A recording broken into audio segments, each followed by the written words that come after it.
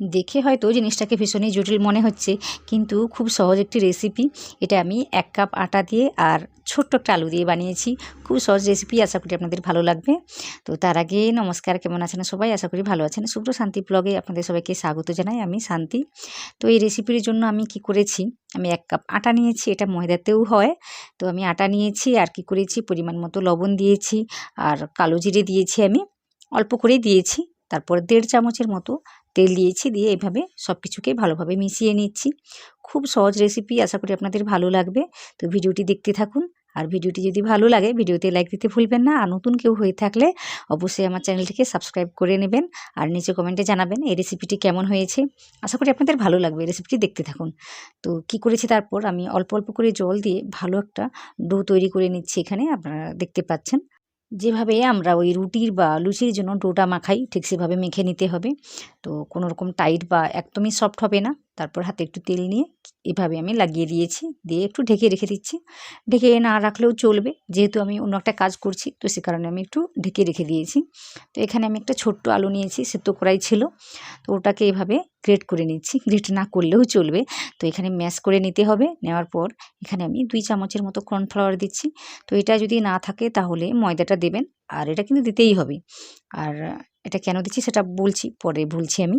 তো পরিমাণ মতো লবণটা দিচ্ছি, দিয়ে ভালোভাবে মেখে নিয়েছি। সাথে আরও কিছু মশলা আমি দিয়ে দিচ্ছি, যেমন ধরুন ওই জিরে পাউডারটা নিয়েছি 1 চামচের মতো, লঙ্কা গুঁড়োও নিয়েছি 1 চামচের মতো, আর চাট মশলা এখানে আমি নিয়েছি 1 চামচের মতো। তো চাট মশলা যদি না থাকে পাশে, তো কি করবেন, ওই আমচুর পাউডারটা দিতে পারেন। তো এখানে আমি ধনেপাতা কুচি অনেকগুলো দিয়েছি, একটা বড় মাপের পেঁয়াজকে কুচিয়ে দিয়েছি, আর কাঁচা লঙ্কা কুচিটা দিয়েছি এখানে। তো এখানে আরও কিছু মশলা দেওয়া যায়, আমি খুব কি বলবো বেসিক যে মশলাগুলো হয় এগুলো দিয়েছি। আর এখানে হলুদ কিন্তু দেওয়া যায়, তো আমি দিলাম না। তো সিম্পল রেখেছি জিনিসটাকে, আশা করি আপনাদের ভালো লাগবে। তো দেখতে থাকুন। তো যে পরিমাণ আমি আটাটা নিয়েছিলাম, সেখানে আমি 2টো লেচি করে নিয়েছি। একটু ছোট ছোট করে বানালে 3টে লেচি হয়ে যেত। যেহেতু আমার কাছে আলুর চারটা অল্পই রয়েছে, সে কারণে আমি কি বলবো একটু বড় করে লেচি করে নিয়েছি। তো চলুন এবার এগুলোকে একটু বেলে ফেলি, যেভাবে আমরা ওই রুটিটা বেলে নিই সেভাবে। তো যেহেতু আমি বড় করে লেচি করেছি, সে কারণে আমি কিন্তু অনেকটা বড় করে বেলে নিয়েছি। তো আপনারা দেখতে পাচ্ছেন, ঠিক এইভাবে বেলে নিতে হবে। তো আমি একটাই করে দেখাবো আপনাদের, আপনারা একটু মন দিয়ে দেখে নিন। তো এখানে আমি কি করেছি, মাঝখানে একটু জল লাগিয়ে দিচ্ছি। তো আমি যেভাবে লাগাচ্ছি সেভাবেই লাগাতে হবে, কারণ এটা কিন্তু ভীষণ গুরুত্বপূর্ণ একটা স্টেপ, তো এটা অবশ্যই করতে হবে। তারপর কি করেছি, প্রথম থেকে যে আলুর চপটা বানিয়ে রেখেছিলাম সেটাকে আমি ভালোভাবে এভাবে রুটির মধ্যে লাগিয়ে দেব। তো যেখানে আমি জলটা লাগিয়েছি ওখানে কিন্তু আমি লাগাবো না, বাকি পুরো রুটিতে আমি এভাবে লাগিয়ে দেব। তো হাতের সাহায্যে লাগালে ভালো।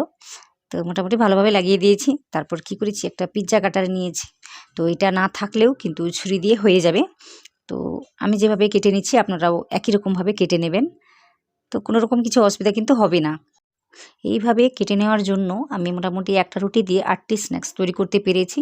তো আমি এখানে অনেকটাই বড় করে রুটিটা বানিয়েছিলাম, যে কারণে এই স্ন্যাক্সগুলো একটু বড় বড় হয়ে গিয়েছে।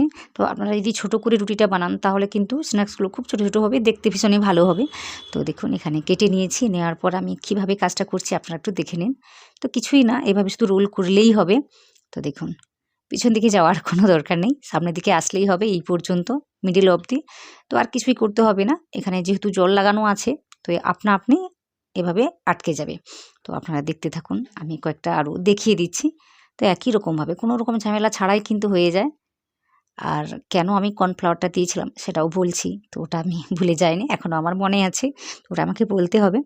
তো দেখুন, মোটামুটি আমি এখানে একটা রুটি দিয়েই দেখিয়েছি, আপনারা আপনাদের মতো করে করে নেবেন। আর এখানে দেখুন মোটামুটি আমি 1 কাপের মতো নিয়েছিলাম আটাটা, আর একটা ছোট্ট আলু নিয়েছিলাম, তাতেই কিন্তু অনেকগুলো হয়ে যায়।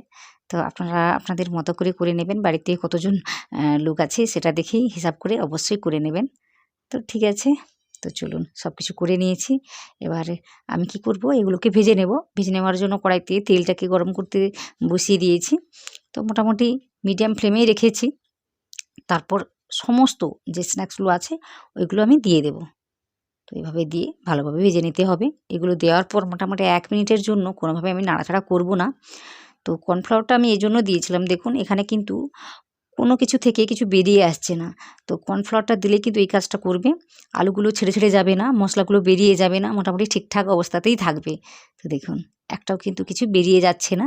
তো এই কারণে অবশ্যই কর্নফ্লাওয়ার বা ময়দা কিছু একটা অবশ্যই দিতে হবে। তো অবশ্যই দেবেন। আর একসঙ্গে আমি সমস্ত দিয়ে ভেজে নিচ্ছি। তো দেখুন খুব সহজে কিন্তু রেসিপিটি হয়ে যাচ্ছে কোনো রকম ঝামেলা ছাড়াই। তো দেখুন ১ মিনিট হয়ে যাওয়ার পর আমি আবার ভালোভাবে উল্টে দিচ্ছি। তো উল্টে দিয়ে আমি আরও ১ মিনিট হতে দেবো। এভাবে উল্টে পাল্টে মোটামুটি ভাজতে হবে। মোটামুটি আমি এখানে ৬ থেকে ৭ মিনিটের জন্য ভেজে নিয়েছি।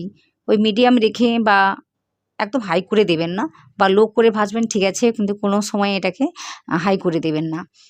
না হলে কী হবে বলুন তো, বাইরের দিক থেকে ভাজা হয়ে যাবে, ভেতরের দিক থেকে কিন্তু ভাজা হবে না। আমি যেহেতু এটা রোল করে বানিয়েছি সে কারণে ভেতরে কিন্তু কাঁচা থেকে যেতে পারে। তো সে কারণে কিন্তু সবসময় মিডিয়াম বা লো রেখে এই জিনিসটাকে ভেজে নিতে হবে। তো মোটামুটি আমি ৬ থেকে ৭ মিনিটের জন্য এগুলোকে ভেজে নিয়েছি। দেখুন কত সুন্দর হয়েছে, কালারটাও দেখুন কতটা সুন্দর এসেছে। তো ভীষণই ক্রিস্পি হয়, আপনাদের শোনাচ্ছি কতটা ক্রিস্পি হয়েছে, মুচমুচে হয়েছে।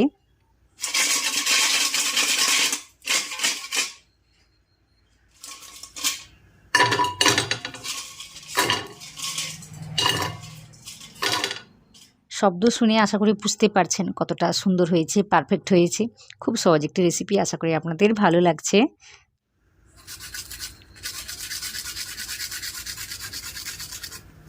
ভালো লাগলে ভিডিওতে লাইক দেবেন, নিচে কমেন্ট করবেন। কমেন্ট করলে আমার ভীষণই ভালো লাগে, অবশ্যই কমেন্ট করবেন।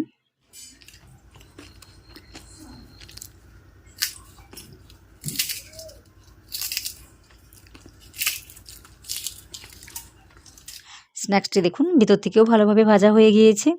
তো এইভাবে কিন্তু ভেজে নিতে হবে। ওই মিডিয়াম ফ্লেমে রেখেই কিন্তু জিনিসটাকে ভেজে নিতে হবে, তাহলে কিন্তু ভিতর থেকে ভালোভাবে ভাজা হবে। কোনো সময় কিন্তু হাই করে দিলে চলবে না, তাহলে কিন্তু ভেতরে কাঁচা থেকে যেতে পারে। তো এরকমই সহজ সহজ রেসিপি বা ধরুন নতুনত্ব রেসিপি আমার চ্যানেলে অনেক রয়েছে, ওইগুলো কিন্তু দেখে নিতে পারেন। আর নতুন কেউ হয়ে থাকলে আমার চ্যানেলে অবশ্যই আমার চ্যানেলটিকে সাবস্ক্রাইব করে নেবেন। আর পাশে থাকা যে বেল আইকনটা থাকে ওটাতে প্রেস করে দেবেন। আর ওটাতে প্রেস করলে দেখবেন অল বলে একটা কথা ওঠে, তো ওটাতেও একবার প্রেস করে দেবেন। ওটা করে রাখলে কী হবে, আমি যখনই যে কোনো ভিডিও ছাড়বো তখন কিন্তু আপনি প্রথমেই পেয়ে যাবেন, আপনি কিন্তু প্রথমেই দেখে নিতে পারবেন। তো এইভাবে আমার পাশে থাকবেন, আমাকে সাপোর্ট করবেন। আর ভিডিওটি ভালো লাগলে নিচে অবশ্যই কমেন্ট করে জানাবেন কেমন হয়েছে, আর লাইক তো অবশ্যই দেবেন। তো বারবার আমি একই কথা বলি, কারণ এগুলো তো আপনাদের করতেই হবে, তাহলে আমার ভীষণ ভালো লাগে। তো ভিডিওটি প্রথম থেকে শেষ পর্যন্ত আপনারা যারা দেখে ফেলেছেন আপনাদের অনেক অনেক অনেক ধন্যবাদ।